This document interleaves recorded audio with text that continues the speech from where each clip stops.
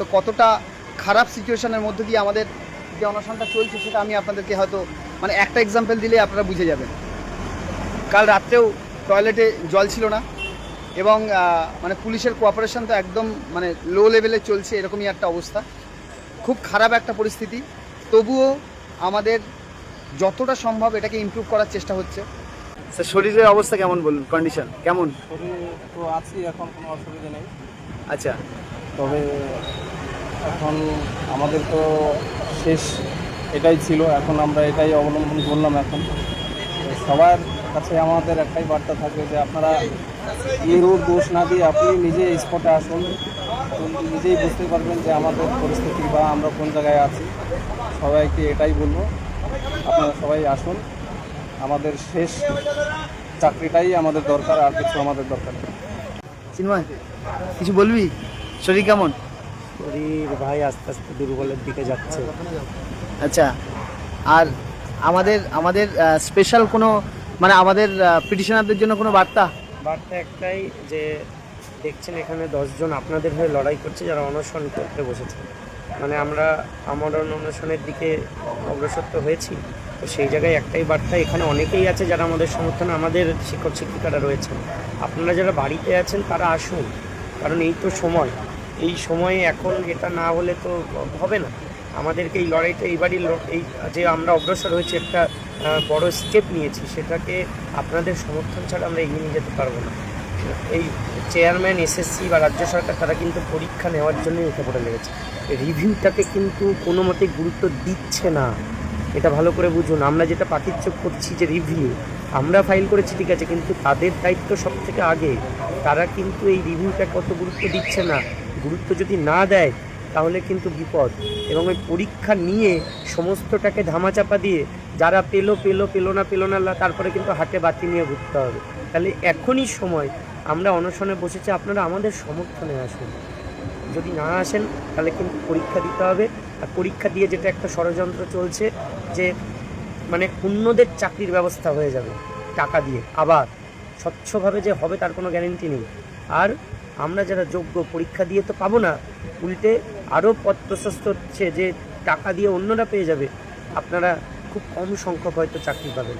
তাহলে সেই জায়গাটা যাতে না আসে, তবে রাস্তায় আসুন, আমরা আছি, আমরা অনশনে বসেছি, আপনারা সহযোগিতা করুন, সকলে পথে নেবেন। স্যার মোটামুটি কি মনে হচ্ছে, শারীরিক কন্ডিশন কেমন? আসলে সত্যি কথা বলতে শারীরিক কন্ডিশনের থেকে মানসিক কন্ডিশন সব থেকে বেশি দুর্বল। চারিদিকে যখন তাকাচ্ছি যে আমাদের সহযোদ্ধাদের যা সংখ্যা দেখতে পাচ্ছি, এতে শরীর যত তাড়াতাড়ি দুর্বল হচ্ছে তার থেকে অনেক বেশি তাড়াতাড়ি আমাদের মনটা দুর্বল হয়ে পড়ছে। তো মানসিক দুর্বলতাটা অনেক বেশি কার্যকর হচ্ছে শারীরিক দুর্বলতার থেকে। সবাই উদ্দেশ্যে একটা কথাই বলবো, আমাদের মনের জোর বাড়ানোর জন্য আপনাদেরকে আসতে হবে এবং আপনারা আসুন, নিজেদের জন্য আসুন, সবার জন্য আসুন। আমরা সবাই নিজেদের জন্য লড়ছি এবং সমস্ত যোগ্যদের জন্য লড়ছি, এবং এই লড়াই আমাদের শেষ লড়াই মেনেই চলতে হবে, কারণ আমরা একদম শেষ পর্যায়ে চলে এসেছি আমাদের লড়াইয়ের। এই অবস্থায় রাস্তায় আমাদের ছাড়া যাবে না। ম্যাডামের দিকে তাকানোই যাচ্ছে না, এমন একটা অবস্থা যে উনি এতটাই মানে উনি হঠাৎ করেই পুরো ডিসিশন নিয়েছিলেন যে আমাদের এই অনশন মঞ্চে উনি পার্টিসিপেট করবেন। ওনার মনের জোর এবং ওনার ইচ্ছে শক্তি দেখে সত্যি অবাক হয়ে যেতে হয় যে উনি 9 জন স্যারের সঙ্গে উনি ডিসিশন নিয়েছেন এরকম একটা কঠিন সংগ্রামের পথে যাওয়ার জন্যে।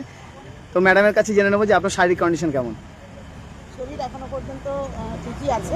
আচ্ছা, শারীরিক কোনো অসুবিধা এখনো পর্যন্ত ফেস করছি না, তবে চারিদিকে তাকালে মনটা বেশি ভারাক্রান্ত হয়ে যাচ্ছে যে আমাদের পাশে তেমন কাউকে বেশি আমরা পাচ্ছি না।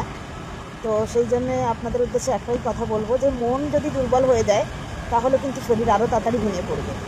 তাই এই মুহূর্তে দাঁড়িয়ে একমাত্র আমাদের মনোবল বাড়াতে পারেন আপনারাই কিন্তু আমাদের শক্তি।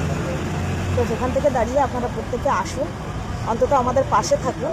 এই আমরা রাষ্ট্র শক্তির বিরুদ্ধে লড়াই করছি, মনে রাখতে হবে যে আমাদের লড়াইটা কিন্তু অসম লড়াই। আমরা রাষ্ট্র শক্তির বিরুদ্ধে লড়ছি, সেই লড়াইটা খুব একটা সহজ হবে না। তো সেখানে এই 15,403 জনের হয়ে আমরা 10 জন আজকে যে লড়াইটা শুরু করেছি, সেখানে আপনারা প্রত্যেকে আসুন, এসে অন্তত আমাদের পাশে দাঁড়ান। যে আপনার শারীরিক কন্ডিশন এখন কেমন? শারীরিক কন্ডিশন কোমরে ব্যথা হচ্ছে, আচ্ছা, আর একটু বমি পাচ্ছে আমার। বমি পাচ্ছে? আচ্ছা, আমি বাকিটা কী বলবো, শুয়ে আছি, মায়ের সাথে একটু জলও খাচ্ছি, ঠিক আছে।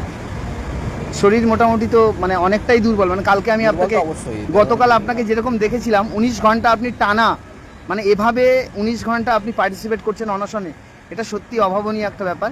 তো আপনাকে আরও হয়তো অনেকটা টাইম আপনি করবেন, কিন্তু বিষয়টা হচ্ছে যে আপনি আপনার সহযোদ্ধাদের কি বলবেন যারা হয়তো আসতে চাইছে বা আসবে আগামীতে? অবশ্যই সবাই আসুন, আপনারা আপনাদের যে হাত, সেই হাতটা পেলে তো আমরা অনেকটাই আরও শক্তি পাবো।